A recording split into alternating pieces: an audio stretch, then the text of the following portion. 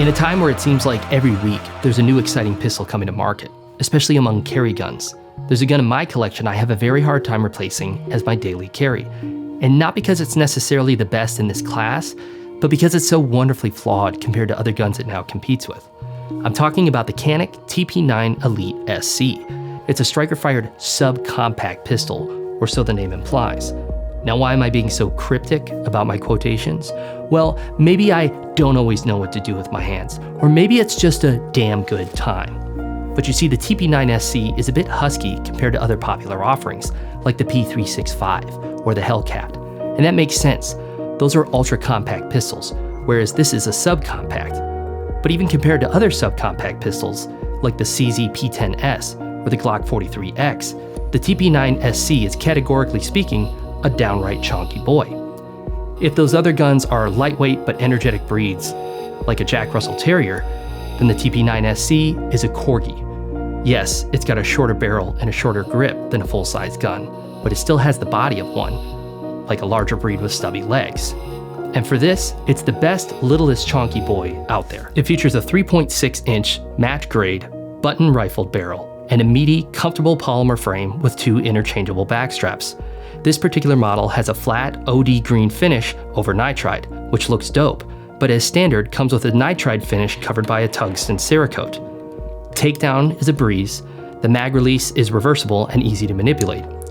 The trigger is light, predictable, and has a short reset. The trigger guard is spacious and gives plenty of room for gloves. Slide serrations are front and back, but one qualm I have is that the slide is a little heavy and the front serrations are a little sharp, which means you can tear your hands up just a little bit trying to manipulate it. The slide release is ambidextrous and easy to manipulate, albeit a little wide. It comes with two magazines, a 12-round double stack with a small pinky extension, which is great for concealed carry and doesn't print in my case, and a 15-round double stack that acts more like a full-size grip and gives a lot more control.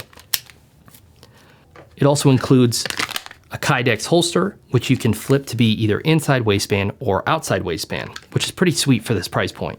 Canik is imported by Century Arms.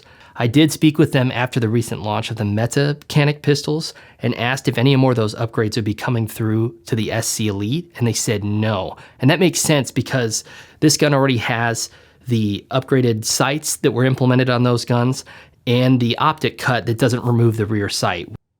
Canik got its start in aerospace engineering over 20 years ago, working up and earning contracts with Lockheed Martin, Boeing, and Airbus, so you know they were doing a pretty good job. In 2012, they launched their TP9 striker-fired polymer-frayed pistol line, which they have relentlessly and aggressively updated to the guns we have today, which are well-made, very reliable, and have a great trigger feel for this price. Back to those dimensions, it is a thick boy. When I have this thing in an appendix holster and my belt buckle on top, it rides like a damn chastity belt. I don't have to worry about it printing because it makes a circus tent in my midsection. Now at least a 1/4 inch of this is those pyramid slide stops. They stick out like stubby little flippers. They also get nice and toasty on summer days when you leave it in your car, so when you go to put it in an appendix holster, it hits like a cattle brand on your treasure trail. Now you might be thinking, this doesn't sound all that great for a concealed carry gun. And I'll admit, practicality-wise, concealment-wise, it's not the best on the market. But that all changes when you go to shoot it. You see, if there was a confidence per inch metric for pistols, the TP9 SC would be way up on the CPI scale. It is substantial, it has a nice meaty grip, and it doesn't feel like it's gonna float away out of your hand, which is almost heresy compared to other pistols on the market, but it translates into an experience that leans way more towards a full-size gun. Reliability-wise, the TP9 Elite SC has been flawless. I've put about 600 rounds through it, a blend of brass, steel, aluminum, and some personal defense rounds, and it's chewed through all of it, no problem. The fit and finish feels top quality, and it's also a great looking gun, which I know doesn't matter that much And I've said before, I'd much rather have an ugly gun that shoots great and is reliable than a great looking gun that sucks. Unfortunately, this gun doesn't give up anything for its looks, and it's modeled very closely after the Walther P99, which isn't a bad thing. Price-wise, I got this gun for about $410 out the door, tax and background check, which is a steal. It came with that Kydex holster and 2 magazines, which is awesome for this segment. Now, in a previous video about the AREX Delta, I said there weren't many other guns that could compete with this for that price, except for the TP9, which I stand by, but also that this gun was lighter and thinner, which is factual.